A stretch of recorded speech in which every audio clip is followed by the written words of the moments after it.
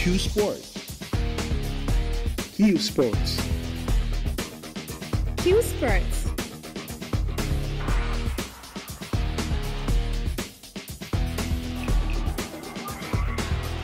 Qsports.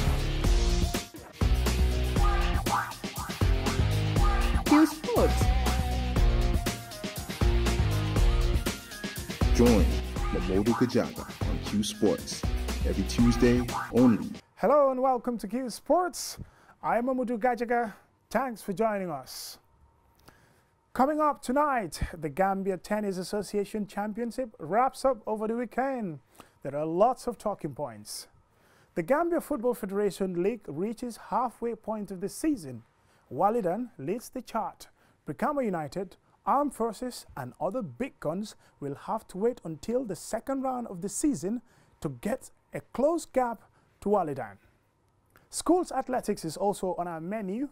Gambia Senior Secondary School are on course to overtake defending champions Buttrop after winning the hits in Region 1. Plus some internationals. And a lot more coming on tonight's Qsports. Thanks for joining us. Qsports. Qsports. Qsports.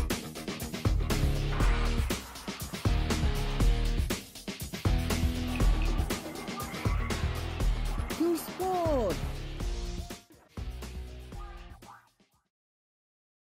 Welcome to the show and thanks if you're just connecting. How better are we going to start this program? We'll start, of course, with tennis. Very rare on this program. The Gambia tennis season has ended with some thrilling final games in both the women and male categories. After about an hour of play under the heated sun, Binta Kamara got the better of Lala Sala 6-1, 6-3 in straight sets. Lala described her opponent as an aggressive player. Yeah, I don't have much to say. Binta is an aggressive player, so I just come and do my best. Yeah. But were you training for this final? Did you take it seriously even before coming here? Yeah, of course. For me, I want to win this game, but you know, Binta is an aggressive player, so yeah. Maybe you could have put up a stiff fight. I know you played well as well, but you could have done better. Yeah, I'll come for train now, and I know my weekend point, so I'll come for it and make it improve. Okay. Yeah. Do you love tennis? It's not a popular sport in the Gambia. Why are you playing it?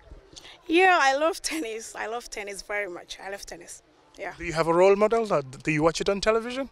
Yeah, Serena Williams is my role model. Oh. Yeah. One of the best tennis players in the world, yeah. Serena Williams. Yeah. And hopefully one day, do you want to become a professional? Yeah. It was all joy for the more exuberant Binta, who would love to play more tennis if the opportunity is available for her. Let's hear from Binta. I'm very happy that I won the tournament. Yeah, we've been seeing you playing tennis at Q City. It's something new to many Gambians as far as this sport is concerned. Football is here, basketball, volleyball, very popular. Why did you get into tennis? Because I love the game. It's a nice game. And what must have inspired you? Have you been watching it on television? Did you see maybe the likes of Serena Williams?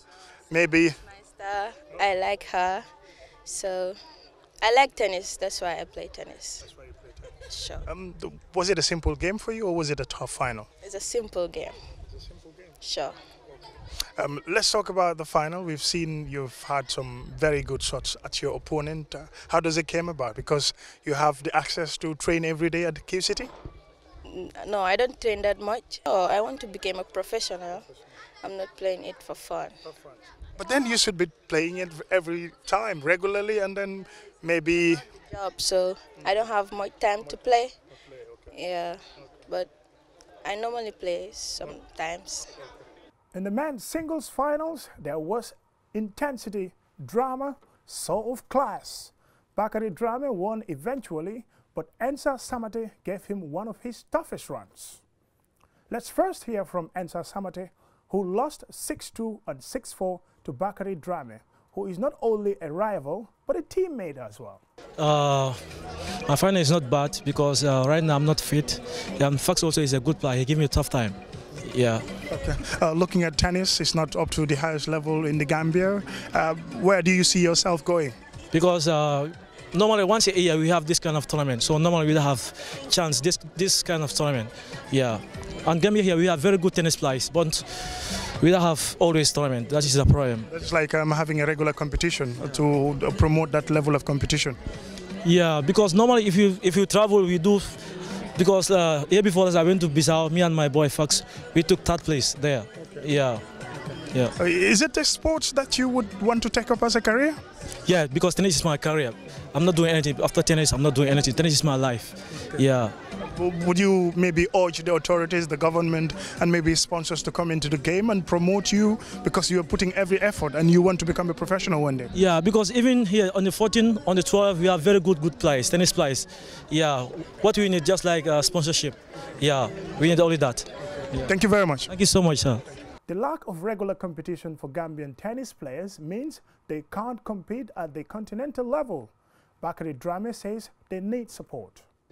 Oh, thank God, Alhamdulillah. I have been working for this tournament, since last year, working hard, everyday training, morning to afternoon, even sometimes at night, I normally go for running, so that I can keep my fitness going on, But thank God, I have make it. You're a young tennis player. If I may ask, how old are you?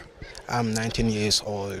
Yeah, I have been playing tournaments since I was 10 years old. So I have been playing international tournaments, some in Casamance, Senegal, Dakar, Guinea-Bissau and other countries which are close to us, Let's say if I would want to say tennis is something that you love. Yeah, of course. I really love tennis because since by the time I was a kid, all of my brothers, most of them, they all played tennis and some of them are coaches. So since by the time I was a kid, they're the one who normally encourage me to come and play, Even if I don't want to play, sometimes Mr. Philip is the one who normally encourage me and buy shoes for me, telling me try and come for training, I want to help you. So I try to come, all the time. But right now, thank God to Uncle Philip, he really helped me in my tennis, The final took quite some time and it was tense, very competitive indeed. Let's say, in terms of the requirement of fitness in tennis, how would you describe it? You must have a lot of energy to play all days long. Yeah, for sure. And tennis, when you are playing it, the tournament you should play it almost every 2 days. So a day you can play it almost 3 hours. So you need a lot of energy, and you have to be fit mentally, When you are not fit, you can't make it up to the final. Even if you are fit, but you are not that much fit, if you go first round, second round, up to third round, if you get fatigued, you won't be able to make it. So you must rate real fitness. So sometimes that's why I normally join the marathon guys when they are practicing. Sometimes I normally run 5K so that I can keep my fitness in tennis.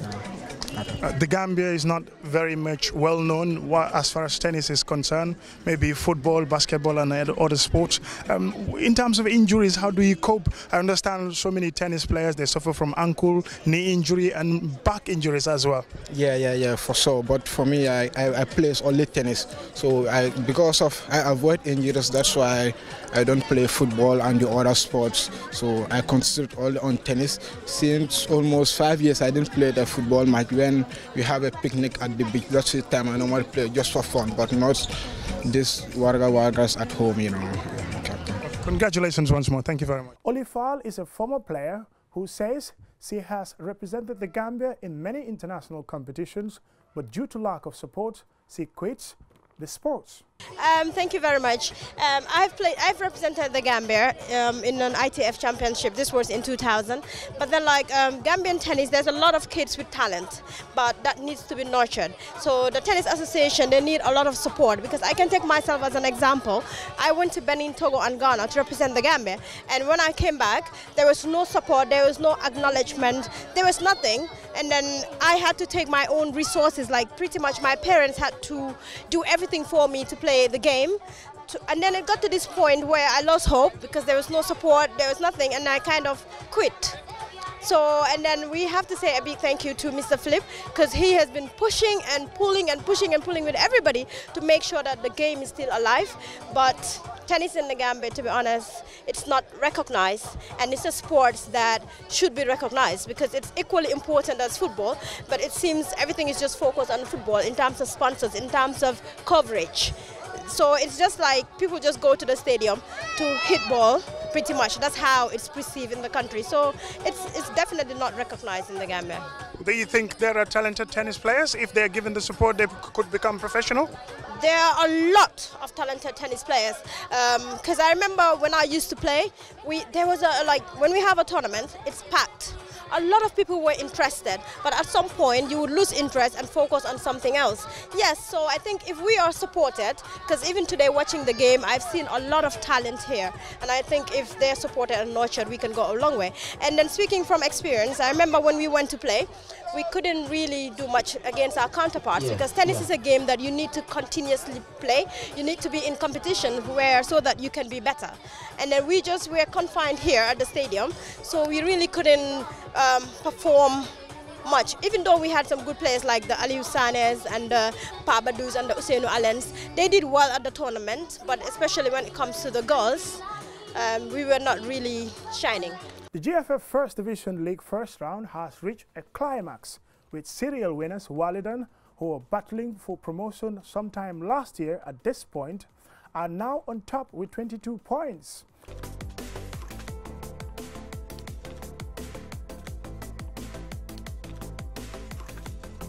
Brikama United dropped to second with a point behind the leaders. Armed Forces are third on 19 points after 13 matches. But it's the bottom of the league that looks very interesting. Talinding United are third from bottom on 12 points. Samga follow suit, and they are on the brink of relegation again after playing second division football last season. But PSV Wellingara have more worries to deal with in the second round. They're yet to win and are rock bottom on just 8 points after 13 matches.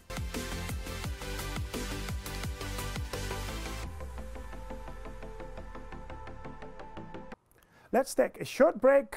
When we come back, GFF stepped in to rehabilitate some of the major football fields in the country. Qsports. Qsports. Qsports.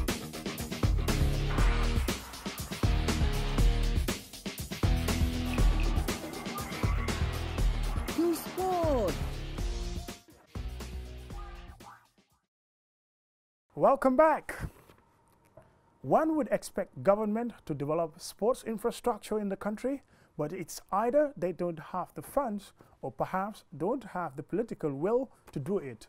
However, the Gambia Football Federation, through FIFA support, will refurbish some football fields with even lighting facilities. The executive of the Gambia Football Federation, let me thank you for the faith and confidence you have for awarding us this contract.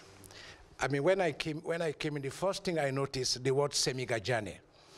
Semigajane was one of the first president of Gambia Football Federation. Now we have another Jane involved in football. I don't know how long this Jane name will appear in football. Now, for Gambia Electrical, I can assure you that we will deliver, considering the fact that we are 43 years in the business, and I don't think we've ever failed. I think some faces are new, some are old, some I can recognize them. But I think we are all family, not only as a contractor, but I've been involved in football for many, many years, not only football, cricket, and tennis. So we have never disappointed, and we will never disappoint you. Inshallah.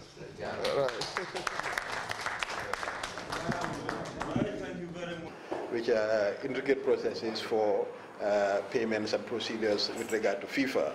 And because of that, the contract has been staged in a certain way with regard to advance payment and stage payments. So that's captured in the contract. So you would realize that there are, after receiving the advance payment, there are certain targets that one has to reach before you put your claim for the next payment. Yeah. So I believe it's receiving 10% of the advance payment, and then you do 20% of the request for payment, one of the 40% request for payment. That is how the procedure goes. Now to athletics. Region 1, consisting of several schools in the Greater Banjul area, over the weekend had their hits at the Independence Stadium.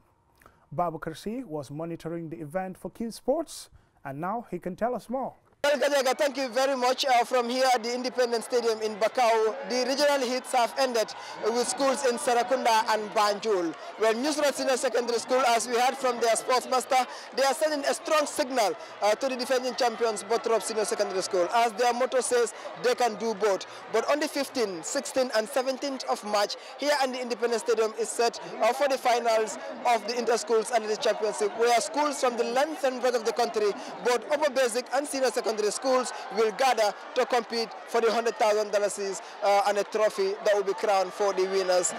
Courtesy of the, of course, sponsors who are GTU, CCU. The association is also calling on institutions and other parastatals to come forward and sponsor.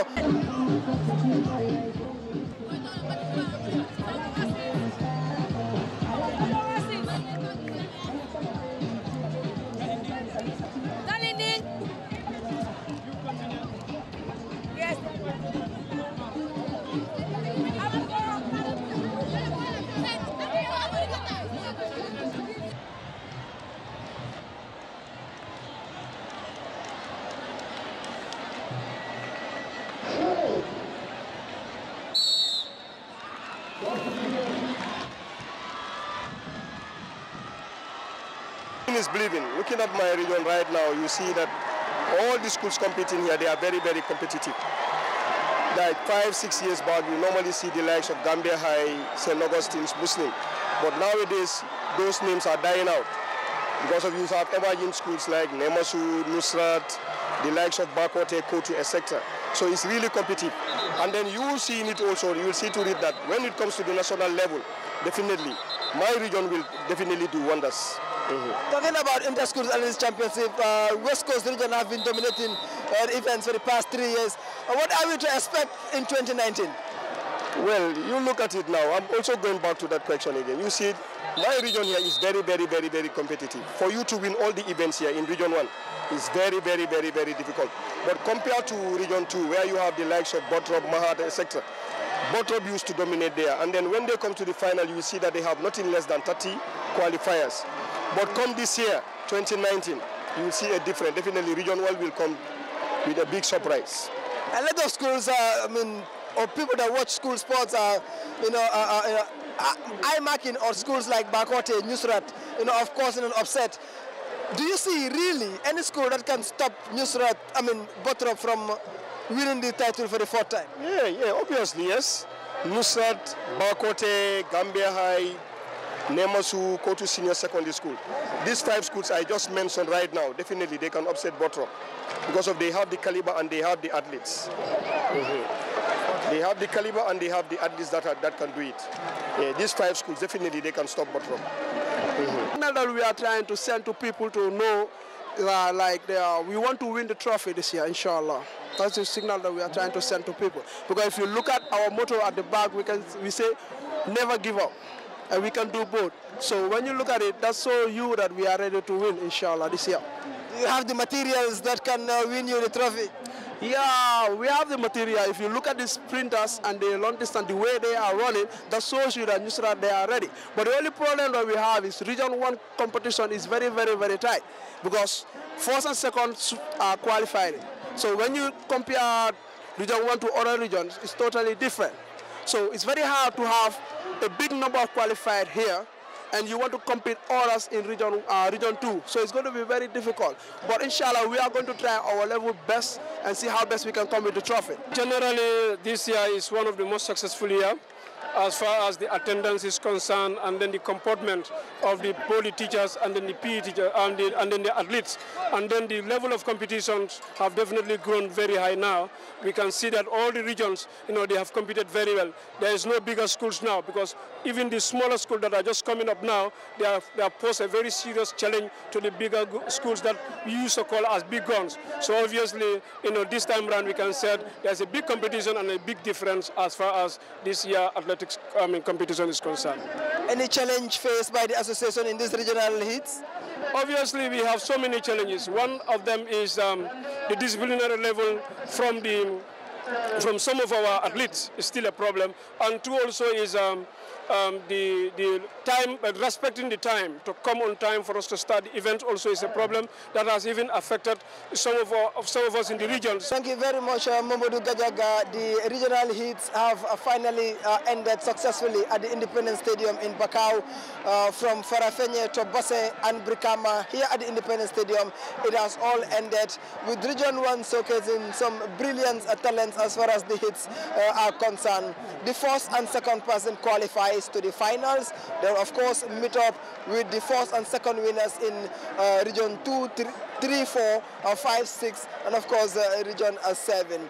The 15th, 16th, and 17th of this month is set for the finals of the 2019 Secondary School Athletics Championship final to be held here at the Independence Stadium. Well, we have heard from the sportsmaster of Newsrat that they can do both, and they are sending a very strong signal to the defending champions, Bottrop Senior Secondary School, who won the last 3 editions, that they are coming to take the trophy from them. Can they do it? The 15th, 16th, and 17th of March 2019 will definitely say it all. From the Independence Stadium here, I am Babu Karsi reporting for Qsports. Let's take another break. When we come back, a roundup of international sports.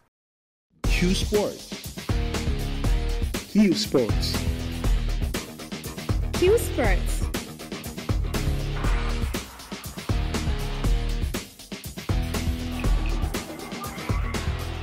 Qsports. Welcome back, and let's now join Babu Karsi for a roundup of the international stories. Ivory Coast Nations Cup winning goalkeeper Boubacar Barry has announced his retirement from football with immediate effect. It comes exactly 4 years after the 39-year-old retired from international matches after helping the Elephants win the 2015 Africa Cup of Nations. Barry, whose career lasted for more than 2 decades, was part of Ivory Coast's golden generation, which included the legendary Didier Drogba, Yaya Touré, Kolo Touré, and Jovinho, among others. On March 2nd, I announced the end of my career as a goalkeeper, which has lasted for 22 years, Barry said in a statement on the website of the Belgian second-tier side OH Lavin, the club he joined in 2017. Elsewhere, Senegal coach Aliou Cissé handed debut call-up to 4 players ahead of the forthcoming 2019 African Cup of Nations qualifiers against Madagascar and the friendly with Mali. The Teranga Lions, who are already through to the 2019 Nations Cup finals, will host already qualified Madagascar on 23rd March before playing Mali 3 days later in chess. Goalkeeper Jali Kubalinjai is rewarded for his impressive performance at the recent Under-20 African Cup of Nations in Niger. The 19-year-old Kayo Foot player conceded just 2 goals at the tournament, with 3 clean sheets to help Senegal finish second behind Mali, and is thrilled to be part of Cissé's setup. Keprin Jata, Sada Diop, and Mamadou Loum Ndiaye are also called up for the first time. Club Brugge's forward Jata, also 19 years, is included after recently being named on the standby list for the match against Sudan. FC Porto's new signing Mamadou Loum Ndiaye was part of the Senegal squad that finished 4th at the 2015 FIFA Under-20 World Cup in New Zealand. France-based striker Sada Diop will compete with established forwards Mbaye Niang, Moussa Konate, and Mbaye Diagne for a place in Cissé's team. The 23-year-old is on the books of Nimes, where he has featured 27 times this season, scoring 3 goals and setting up 3 assists. Star players Sadio Mane, Idrissa Gana Gueye, Keita Balde, and Ismaila Sarr have also been named in the 25-man squad. Still with the African Cup of Nations qualifiers this month, Captain John Obi Mikel is the most notable absentee from Nigeria's squad for their final 2019 African Cup of Nations qualifiers with Seychelles and a friendly against Egypt later this month. The 31-year-old, who has been impressive at English Championship club Middlesbrough, has not played for his country since he captained the Super Eagles at last year's World Cup in Russia. Despite public assurances from coach Grenard Rowe that Mikel would make a return, the player has been left out of the 23-man squad for the home fixtures in Asaba on 22nd and 26th March respectively. Away from football, World and Olympic 800-meter champion Caster Semenya is to block a female classification rule imposed by the IAAF. The South African faces having to take medication to lower her testosterone levels after athletics governing body, the IAAF, ruled it gives her an unfair advantage. The IAAF has said females with above normal or male equivalent levels of testosterone will have to change events or race against men unless they take medications. Semenya has opted to fight against the ruling, calling it unfair. "It is not fair, I just want to run naturally, the way I was born," she said. The rule is due to come into force on November 1st and it applies to women who race in track events from 400 meters up to 1 mile. Testosterone is a hormone that increases muscle mass, strength, and hemoglobin, which affects endurance. South Africa's ruling party denounced the ruling as racist, and others have called it a witch hunt against the athlete. Law firm Norton Rose Fulbrook, leading Semenya's challenge, said in a statement that they would challenge the ruling in Lausanne. With that report, that's it for this edition of Q Sports. Thank you very much for watching. Bye for now, and keep on sporting. Q Sports. Q Sports. Q Sports.